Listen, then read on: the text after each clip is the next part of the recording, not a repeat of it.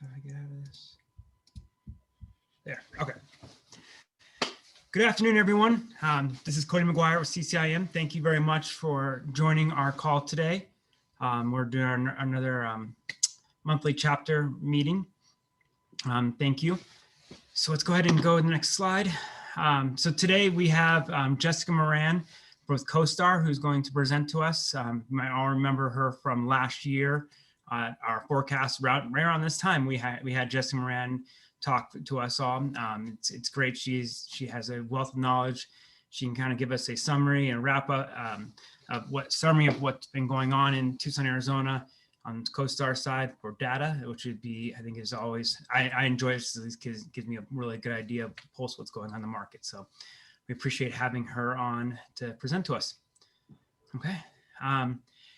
I'm not sure you get to hear my voice again compared to as last month. We had a little unfortunate of a change that happened this year. Jim Bradley had to step down due to some medical side. So we appreciate everything he has done, and he's still part of the board and still part of CCIM. So we appreciate him, but we did have a few changes go on because of that.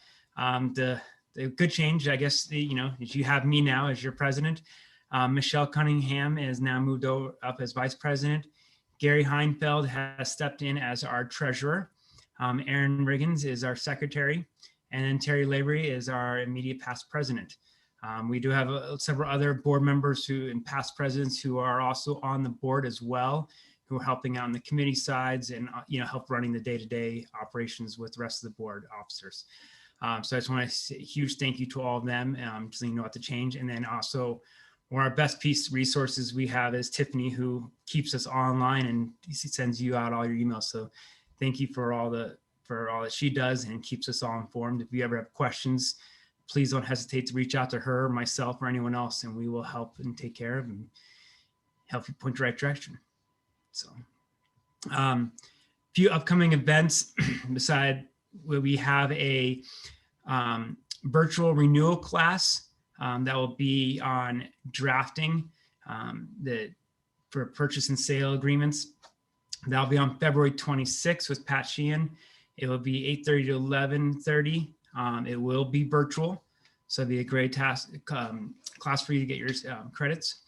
Then we also have our March 9th luncheon. That will be a red hot residential market. And kind of give you a different flavor of what's going on the residential side.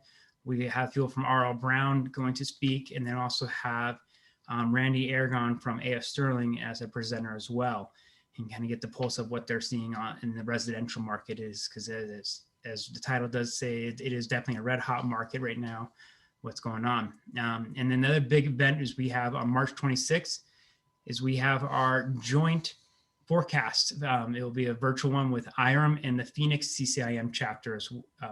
So it's going to be a very good forecast. We have several people from Tucson who are represented for each different sectors of the office, industrial, retail, and multifamily market, which is great. And plus also hearing about what's going on in Phoenix for those different areas as well. So I think it'll be a great joint event. We're very excited to be partnering with them. Local chapter is still looking to be doing our own forecast. We're looking at this towards the latter part of the year, maybe around September, November, of having our own annual forecast like we always do. So definitely keep that in mind for later on. So next, more than anything, we cannot do is our sponsors. So thank you very much to all our sponsors for 2021. Our gold sponsors, Title Security, RE/MAX, Realty Executives, BVA, Compass, and National Bank of Arizona. Thank you very much for your sponsorship. And then for our silver sponsors, Beach Fleischman, Chapman Management Group, BDFC, Great Western Bank, Lloyd Construction, Picor, Pioneer Title, Epstein Construction, Harsh Investment Properties, Sage Tax Appeals, Stewart Title and Trust of Tucson, Alliance Bank, CoStar Group, Brightview, Vantage West, Credit Union, Pacific Premier Bank, Eric Chapman, NAR Horizon, Red News, Axia Real Estate Appraisers, Midwest Regional Bank, and also Trend Report.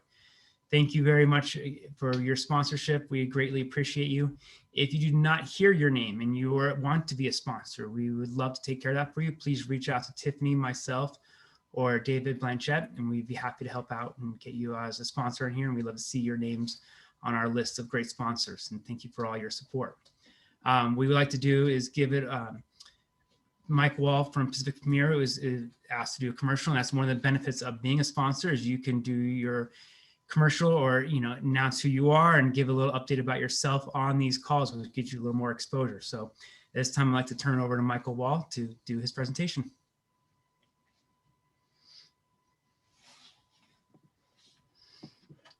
Let me make sure he's unmuted.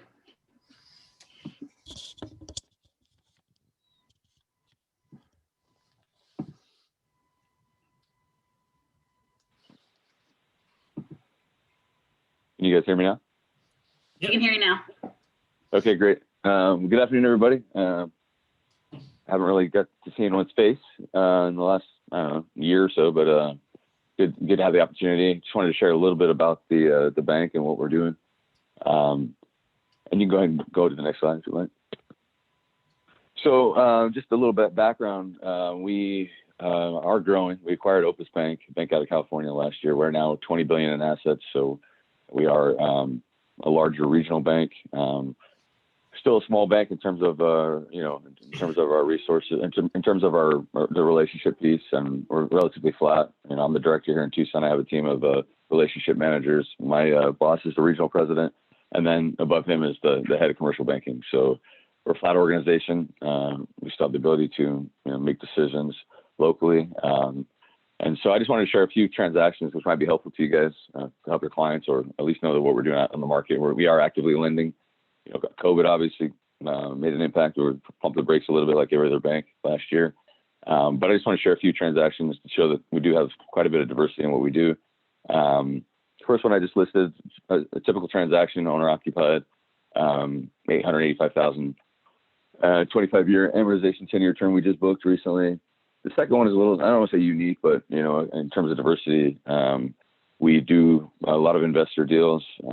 Recently did a line of credit for an investor secured by 22 single-family residences.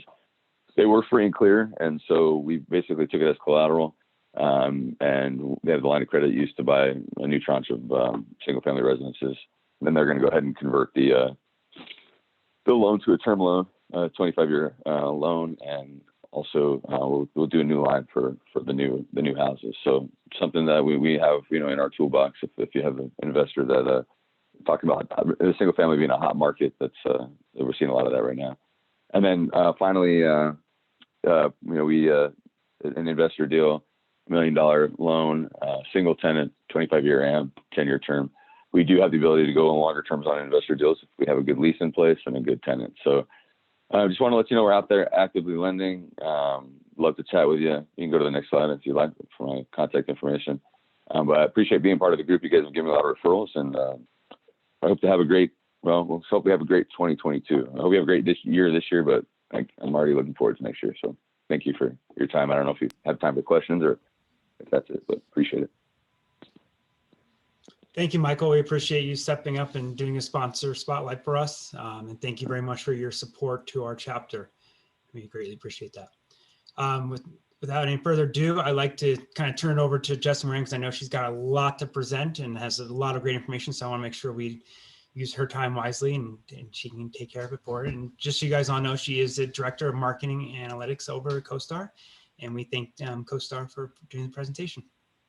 Go ahead, Jessica. You're on mute. There we go. Okay, and just want to make sure everybody can see my screen, the Tucson market update. Yes, we can see it. Okay, thanks. So I have quite the slide deck here. I am a fan of data. I hope you guys are too, because I have about 45 slides to go over for the office, industrial, apartment, and retail market. But just to make sure you guys stay with me, I do have some polling questions because I'd love to get your pulse on the market as well. Just to go over the agenda, I'm first going to cover Tucson employment, what's happened so far, what the CoStar outlook is, And then I'll pretty much do the same, covering the office, industrial, apartment, and retail sector. And there might be some time at the very end for Q&A. There is a lot of data here, and I'm happy to share the slides with attendees at the very end. And so for the most part, I'm really just going to give the headline for each of these slides and really point out the key indicators that help us shape our outlook for the market. So with that, I'm going to jump right into the presentation. This is a look at the employment growth so far quarterly in Tucson. This year was unlike any other, and the pandemic and regulations to stop the spread of this virus brought much of the metro's economic activity to a halt during the statewide stay-at-home order from late March to mid-May. To understand the severity of that, just look at how the axis of this graph had to be changed from the minimum monthly change of negative 10,000 before this pandemic. I had to change that to negative 25,000, a level we've never seen before in Tucson. And similarly, we had the same thing at the national level. So we saw a steep cut in jobs during the second quarter, and Tucson lost about 24,000 jobs within just a short period. That's why it's been like no other recession that we've seen in the market, because this is largely just due to this health issue and nothing that was underlying in the market. When the economy reopened, jobs initially jumped, but that pace of growth has started to slow over the past several months. So we had the initial reopening of the economy, restaurants, bars, schools reopened, and then we started to see that pace of growth slow, and that's where we are today. The latest employment numbers are from the Bureau of Labor Statistics. That's from November, and it shows that Tucson has already recovered about 63% of the jobs that we lost during March and April. So there's still a long way to go into this recovery to make sure that we even just meet where we were at the beginning of last year. So we've foregone all of the employment growth that we would have seen without the pandemic as well. Now, I want to highlight something that's extremely important with this recession. There's been a disproportionate burden based on if you are a higher or middle income earner, or if you're a lower wage income earner. And that's what this graph shows. It's from tracktherecovery.com. So you see total employment in the dark blue line. And so right now, as around November of 2020, total employment for all income earners was 5.3% below where it was in January 2020. Well, that difference is 23.4% for lower wage earners. So these are folks that are in the services sector. Think about those that worked in restaurant and hospitality, any kind of entertainment. And those folks are also largely renting in Tucson as well. So that's something to keep in mind too when we start to get into the apartment metrics. So as promised, I do want to take the first poll here. We talked about where we are. Let's talk about where do you think we're gonna, when will Tucson get to pre-pandemic employment? When will we recover 100% of the jobs that we lost last year? So I'll leave this up as people vote. Are we gonna recover early this year, early next year? Is it gonna take longer than that? And then, of course, I'm going to go ahead and share what Oxford Economics, our partner for our employment forecast, is predicting, and we'll see how close we are to that.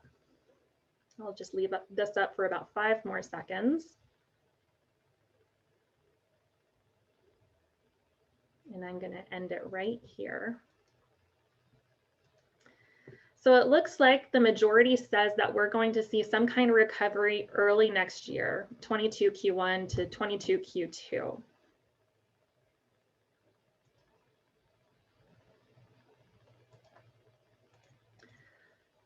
Oxford Economics, actually, it's close to that. It agrees. It actually thinks that we're going to return to pre-pandemic a little bit later in the second half of 2022. So I'm feeling the optimism in Tucson, and I'm with you. I hope we do see that return to that pre-pandemic level a little bit earlier by then. But Oxford Economics says second half of 2022, and that is, for the most part, is what our commercial real estate forecast is going to be based on, is that assumption. So with that, I'm going to jump right into the Tucson office market. still a lot of uncertainty surrounding the office sector in terms of the lingering impact of the pandemic right now on physical space use. Office demand losses that characterized much of last year have carried into 2021. We do expect that the severity may ease this year should tenants start to return to the office with the vaccination rollouts, and as those tenants and decision makers begin making forward-looking real estate decisions again. This is a look at quarterly leasing volume in Tucson back to 2007. We initially saw a drop off in leasing volume in the second quarter. Again, at the statewide stay-at-home order, decision makers really just paused any kind of physical touring, obviously, delayed space decisions. We did start to see leasing volume tick up in Q3 and Q4, but that leasing volume was still down substantially from last year when you look at it on an annual leasing volume. So what this shows is the dark orange bars are the leases that were signed and inputted during last year. Of course, CoStar researchers are still collecting deals that were signed last year, and they'll continue inputting those, and that's what that lighter orange bar is. And so you have seen a slight increase over the last month, but that level should pretty much be leveling off right now. I think we're all caught up right now with what was signed last year. So substantially lower leasing volume, and that will translate into our net absorption figure. So leasing we collect when you sign the lease. Our net absorption is when the occupier actually takes the space, and we'll get to see what those levels look like. But just focusing right now, this is a look at some of the top leases during 2020. Most lease commitments over the past 12 months have been for less than 8,000 square feet. So that small space that has been committed to will translate into net demand, but it won't be significant because we did see a lot of space decisions for small spaces. A handful of larger tenant commitments were signed, though some were renewals or sale leasebacks, and again, that will limit the positive impact on net absorption in future quarters. Some of the top leases, I won't go through all of them, Southwest University Visual Arts, a private art school, leased about 19,000 square feet at 20 East Congress in downtown Tucson in early July. And that school signed for about a 5-year deal and will occupy the majority of the property. And then you just see a variety of other sectors as well that are represented here with U of A Mineral Museum, and then even some of the medical side as well, really driving some of that demand that we'll see move in over the next couple of quarters. A big headline nationally has been available sublease space. This hasn't really been the case actually in Tucson. So a lot of occupiers nationally have been really tracking the productivity of their remote workforce. And with their unused office space, they're starting to list that for sublease. In Phoenix, we saw sublease levels triple in 2020 compared to 2019. Other areas like San Francisco, Boston, and LA have seen dramatic increases, but we have not seen that yet in Tucson. Available sublease is still just a fraction of the market.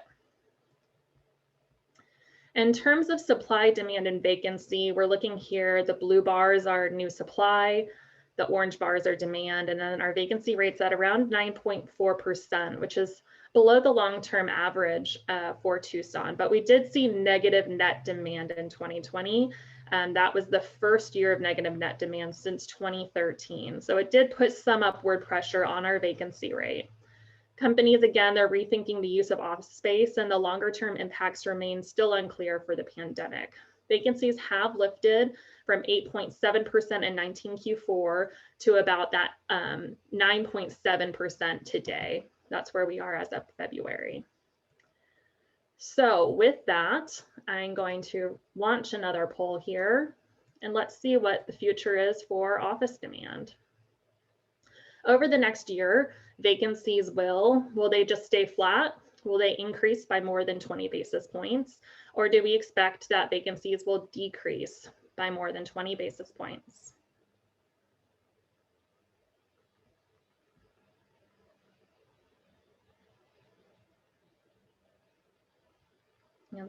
Answers are starting to slow down here, so I will close it right here. Okay, so the majority says that vacancies are going to remain pretty flat. Maybe they'll edge down by 20 basis points, edge up 20 basis points. And then following that, it's pretty much split between increase and decrease.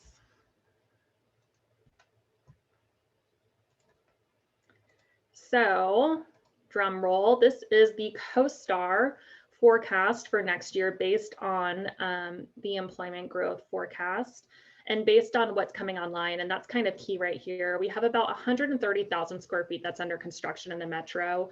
Most of that supply is set to deliver this year. Demand is expected to increase over last year, but it's still expected to remain pretty weak, one of the weakest years in this history since 2007.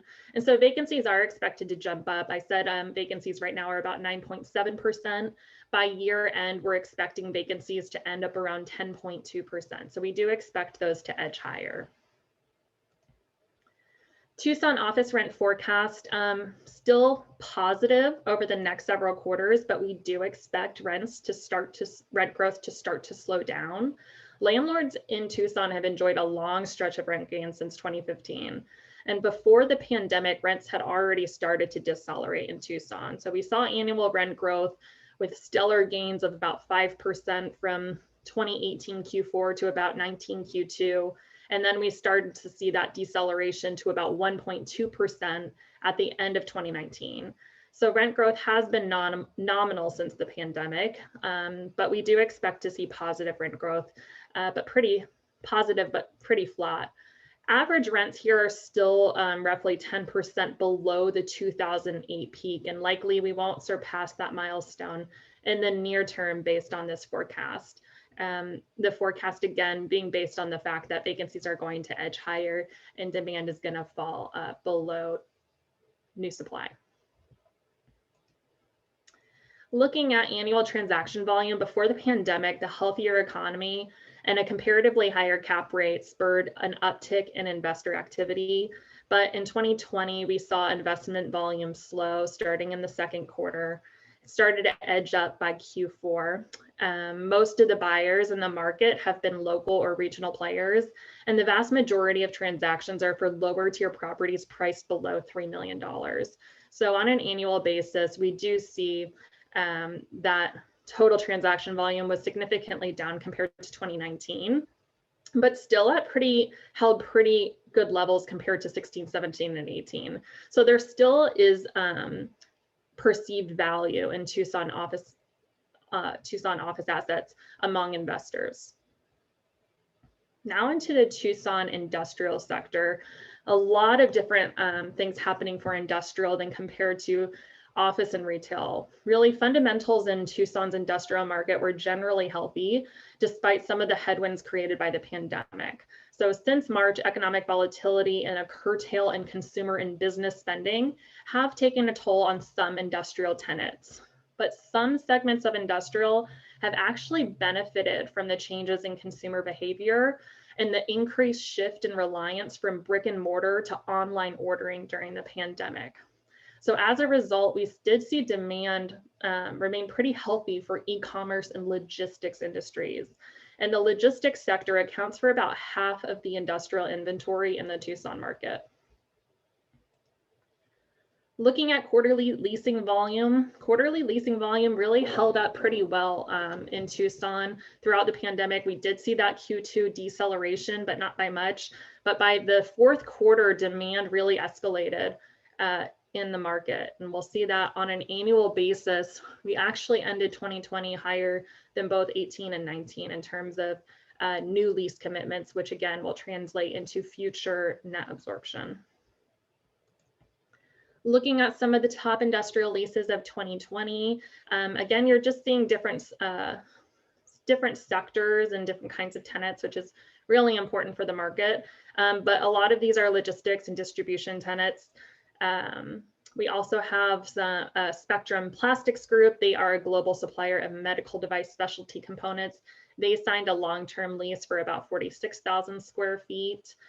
We also have Parts Authority. They're a New York-based distributor of aftermarket automotive and truck parts, and they're going to occupy about 35,000 square feet in Park Avenue Industrial Center. You also have Goodwill and Home Goods, so some of those softer consumer goods as well.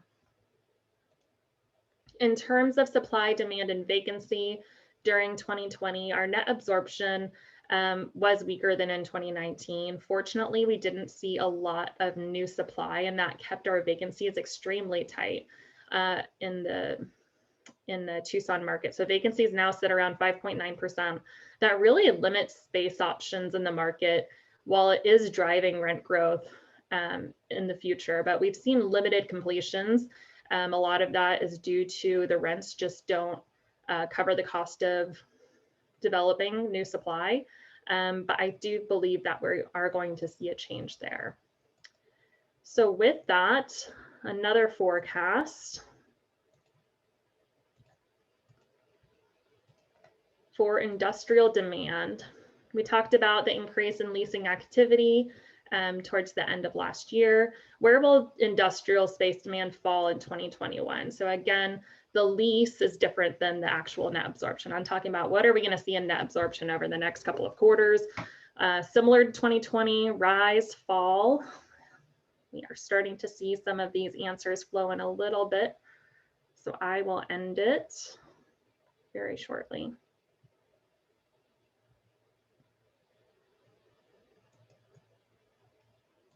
Okay, so the vast majority sees that industrial space demand for 2021 will rise, followed by will be similar to 2020.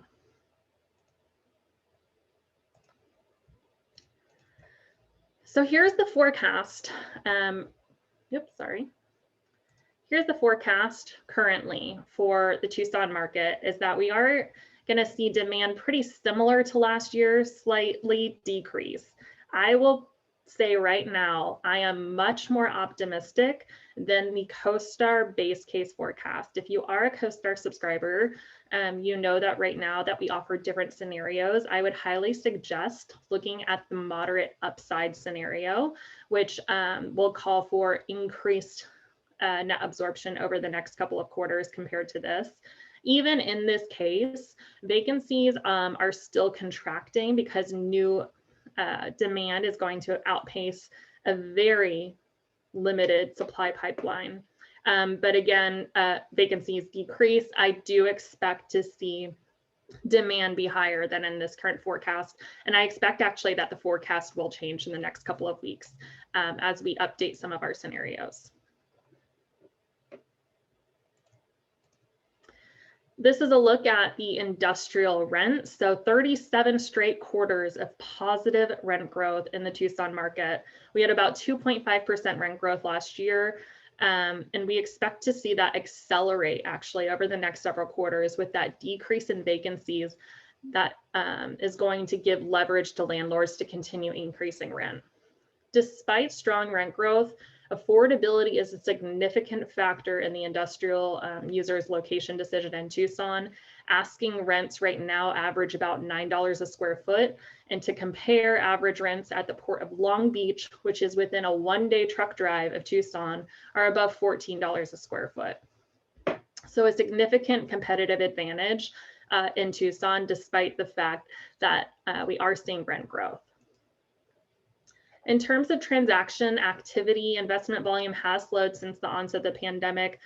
We started the year pretty strong and ended the year pretty strong, but the pause during the second and third quarter caused us on an annual basis to see some of the lowest transaction volume that we've seen since 2016.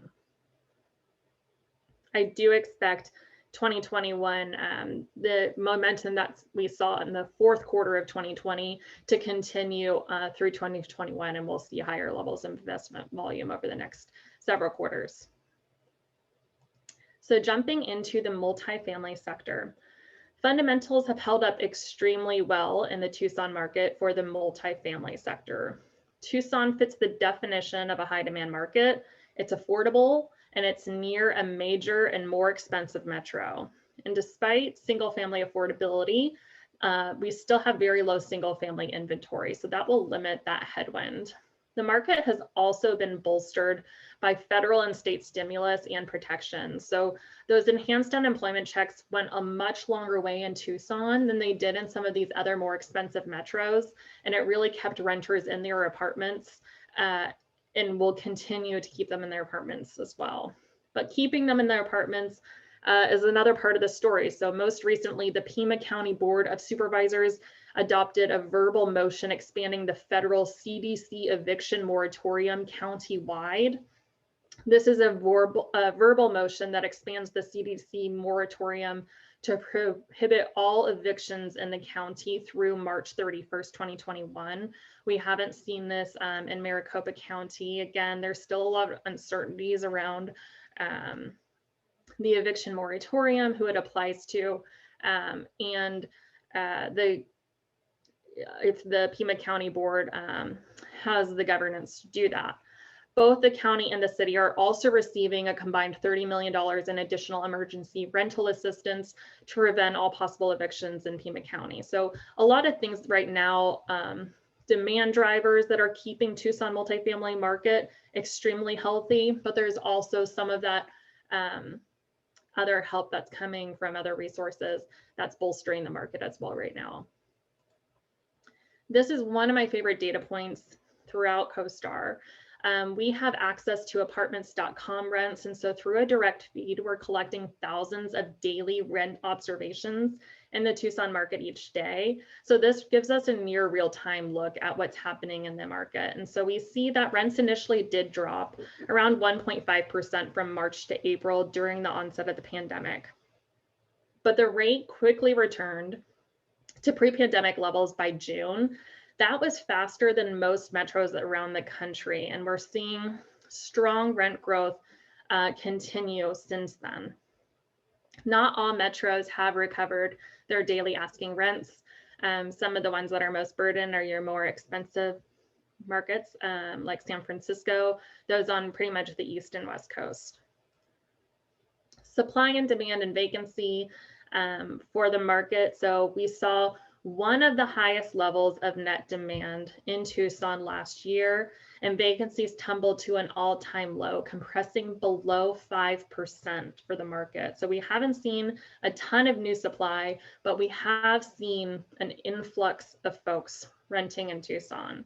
Tucson's affordability will continue to attract new residents, especially as employers extend work from home policies that are allowing people to work from anywhere.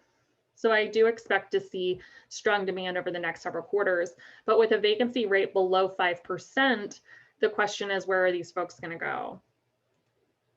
In terms of construction starts, we saw a lot of activity in 2019, but that started to slow in 2020. Despite the robust demand, we're still seeing very limited multifamily and single family starts. Like the trend over the past several years, the vast majority of projects right now are for 4- and 5-star communities. Basically, those are the communities where rent makes sense for the development of the building. And almost all the construction right now is in the central submarket near downtown Tucson and University of Arizona. These very tight availabilities are driving rent growth here. So one of Tucson's main draws is its low cost of housing. The market has maintained its affordable standing despite achieving unwavering rent growth over the past 10 years. So we saw about asking rents increase about 6% last year, well outpacing the US average, which is in that lighter bar. So we do expect to see that rent growth continue over the next. Well, let me stop right there. I forgot we have a poll going. For those who are staying with me, I might have just given the answer. With a median household income of around $50,000, the average rent in Tucson consumes still less than 20% of the median income earner's paycheck. So even with the significant rent growth, we don't expect affordability to become an increased concern for the median income earner. So with that, let's go ahead and take another poll here. Tucson apartment rents over the next 12 months, will they remain flat, increase, by more than 1%, but less than 4%, climb, exceed 4%. So that would put us higher than what we recorded in 2020, or will they start to fall?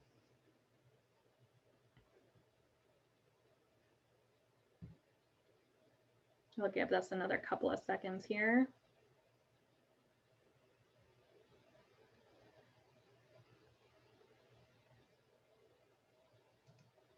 Let's go ahead and share these results. So the majority, well, half the group says that it's going to increase by more than 1%, but less than 4%. So that would put 2021 at less of an increase than what we saw in 2020. And then that's followed pretty much by an even number of respondents saying climb or remain flat. Well, the CoStar forecast, based on the decrease in vacancies, very tight supply, and very strong demand, says that we're actually going to see rents continue to climb next year.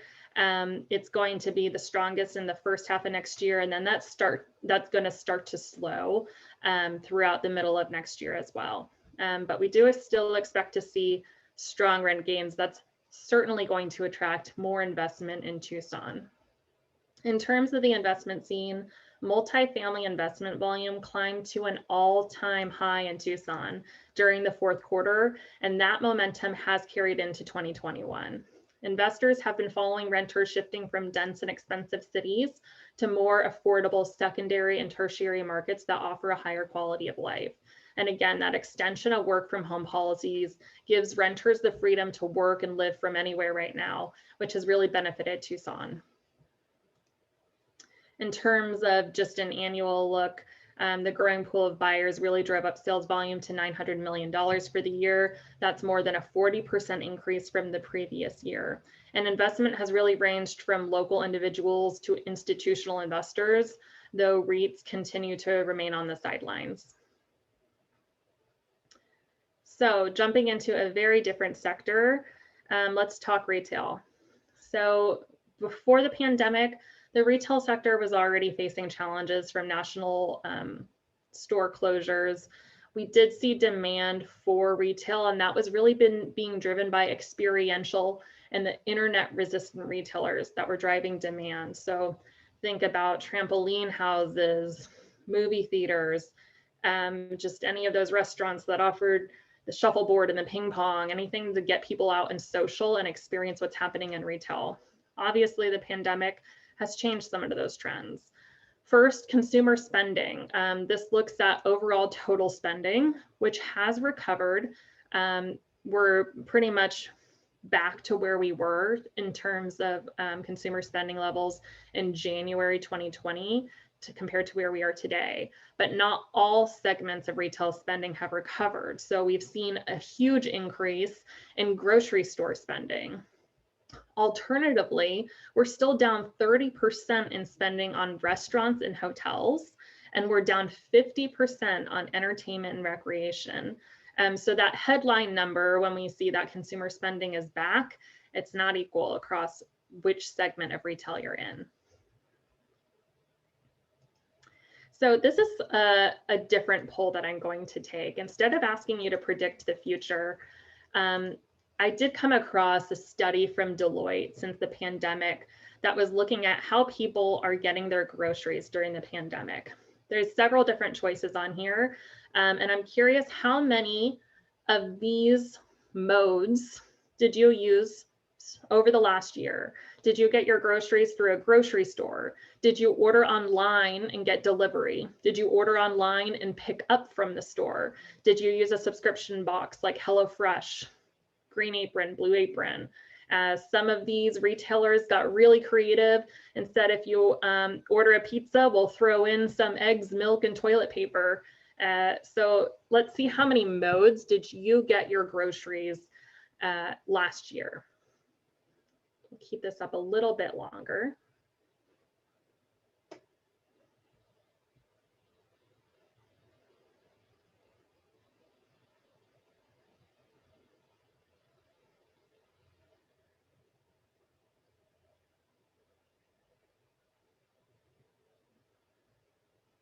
I'm going to close this in about 5 seconds.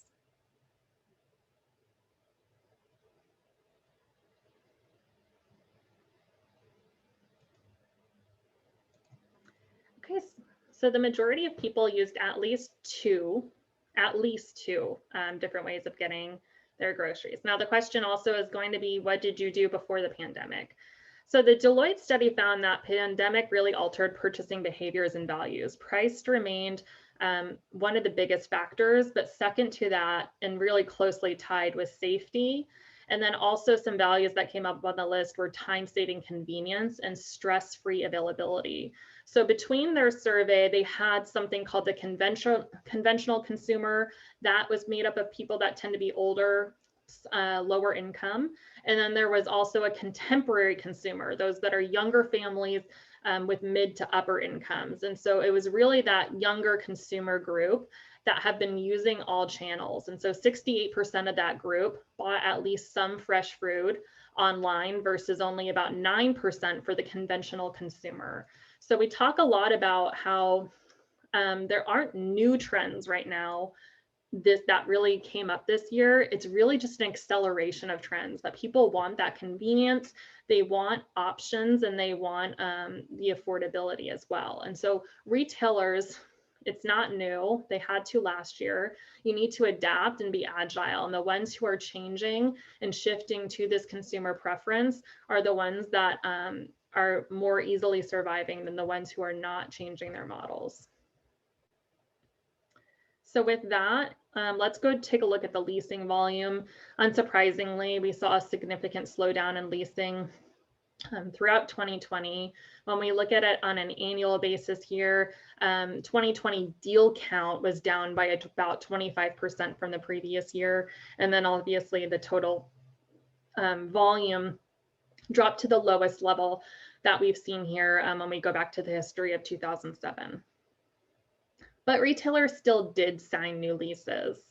Grocers, discount, and auto repair retailers were pretty active last year. So this is just a list of some of the top leases, and we see those types of retailers really stick out here. AutoZone leased about 30,000 square feet at Placida del Rio Shopping Center. The tenant signed a deal in mid-May, opened its new location in late 2020. So they signed that lease after the pandemic had already started. And then again, we're seeing some of these discount retailers like Burlington, Dollar Tree really pop up, Family Dollar, and we expect to see those trends continue into 2021. We did continue to see strong demand for those much smaller spaces. So you saw continued demand for drive-throughs, coffee shops, fast food, and those retailers as well. Overall, looking back, the Tucson retail market has registered 2 years of negative net demand, and the near-term outlook doesn't look too much brighter. So before the pandemic, the market faced challenges again due to some of those nationwide store closures that incited Tucson's weakest retail performance since the Great Recession. Social distancing on top of that has had an outsized effect. We do expect to see more restaurant, fitness, and entertainment retailers close their doors because of the lingering impact of the pandemic. And then again, the biggest casualty this year, along with last year, has been department stores at some of these larger regional malls as well. Overall, because of really just a very conservative construction pipeline, our vacancy rate is still somewhat low at around 6.3%. We'll go ahead and go to the forecast. We do expect vacancies to rise to around 7.1%. By 2021, we expect to see demand decelerate further, then start to really improve by 2022. Again, when that pre-pandemic employment level is reached and when some of these retailers continue to adjust and we see the new retailers that consumers are really demanding continue to expand throughout the metro. In terms of overall investment activity, before the pandemic, we saw heightened investor activity translate into elevated levels of sales volume. Investment activity really started the year strong in 2020, but deal flow did tumble by the second quarter due to the pandemic. Saw a slight acceleration in Q4, but overall total investment volume was actually somewhat even with 2019, but below what we saw in 2018. we will continue to see opportunistic private investors continue to be active. Deals are really been driven by 1031 exchanges and demand for some of those retailers that I explained before, drive-throughs, auto retailers, pharmacies, and those types of assets. So with that, thank you so much. I think I have a little bit time if there's any questions. My contact info is up here if you have any questions in the future. And again, we will be sharing these slides with the group. So I will turn it over to our hosts. Thank you so much, Jessica. We greatly appreciate your presentation today. If you want to reach out to everyone, does anyone else have any questions you want to put in the chat, or if you can get on and speak and go ahead and ask.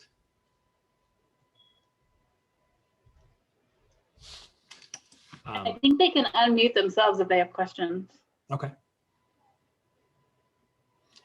So one thing I did have to ask you is, you mentioned about multifamily with definitely seeing demand for it. Do you see a lot more construction activity looking to come up for new multifamily?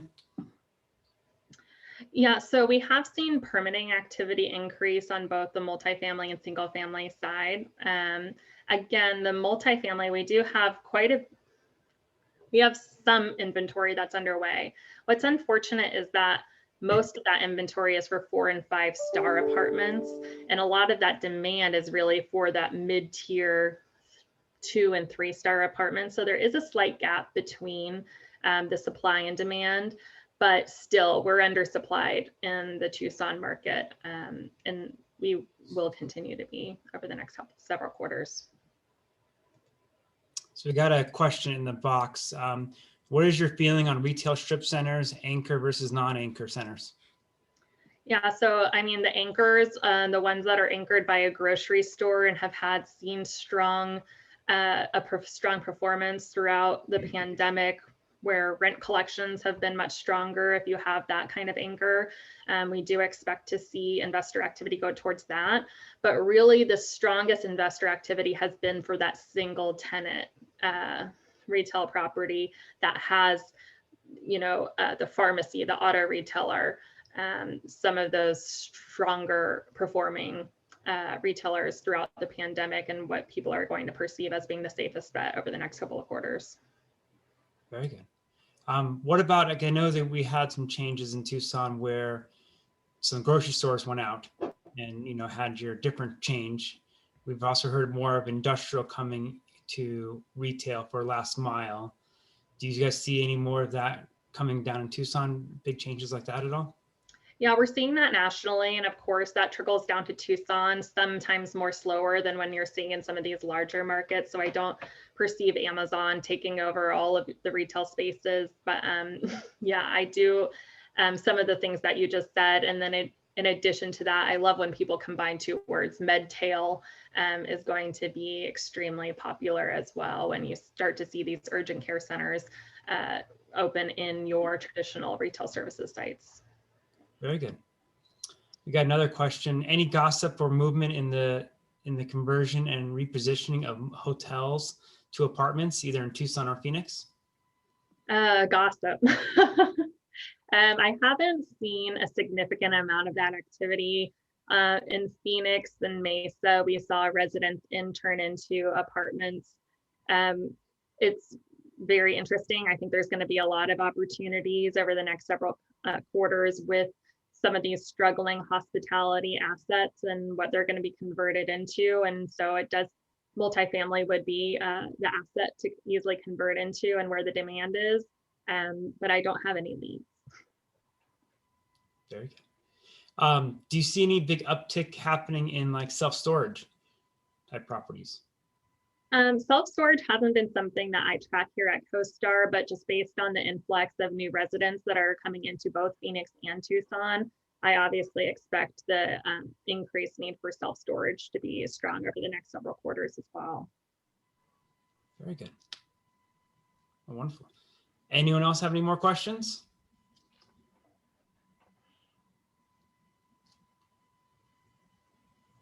All right, great. Well, Jessica, thank you so much for your time today and your presentation. It was absolutely wonderful. I understand you'll be sending your deck to Tiffany and I And Yeah. we can turn around Yeah, and- I have it. I'll send it out. Great. So Tiffany will send that to everyone else. So if you, thank you again. If you have any questions, please reach out to Tiffany or myself. And again, thank you very much. And I also want to thank you all the members who've joined today's, and also all to our sponsors. Please look forward to our next monthly one on in March about about housing, and then also our joint forecast with Phoenix and IREM.